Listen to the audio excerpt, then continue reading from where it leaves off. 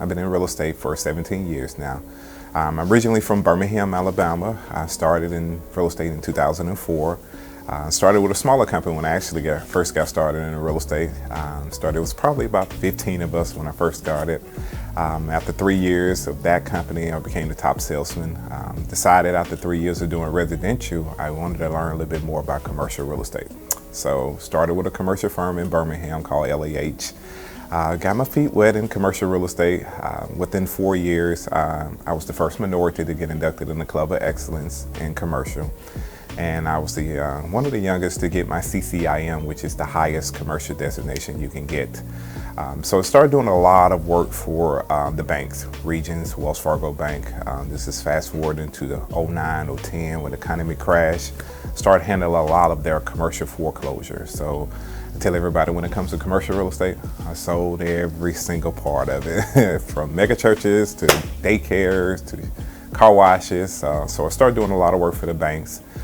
Then Keller Williams came and recruited me. It was looking for a commercial director, and I decided I wanted to get back into residential, so I felt like it was a perfect fit. So I went over to Keller Williams and was in the commercial division. But then on the residential side of things, I wanted to specialize in luxury real estate because I didn't see a lot of minorities in luxury real estate. That was my next question. So how did luxury get on your radar in the first place? Because I didn't see minorities in luxury. As a little kid, I always grew up doing Christmas holidays, driving 20 to 30 minutes over to the other side of town to see the Christmas trees on the big houses. And I always said, I'm gonna own one of those houses or I'm gonna sell one of those houses. So luxury kind of introduced me when I was young, actually during Christmas time. It was one of the most exciting times of the year, and get to see the big houses with the Christmas lights. It was perfect. So that's when I actually first discovered luxury real estate. So when I went over to Keller Williams, I didn't see a lot of minorities selling the houses that I grew up seeing as a little kid.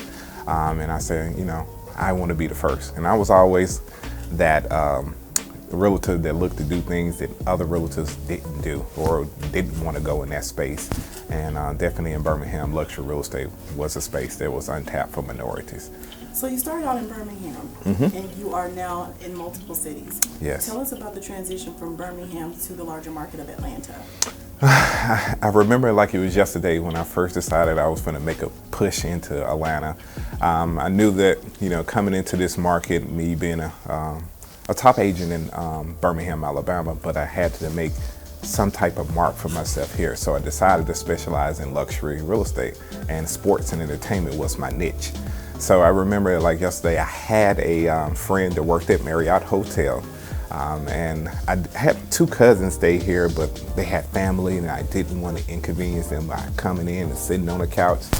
So I probably stayed in every Marriott hotel around Atlanta my first year. I would come for 2 days, go directly back to Birmingham, come for another 2 days, come back to Birmingham. So my first year was like back and forth between Birmingham and Atlanta. So it was a journey in the beginning part of coming over here.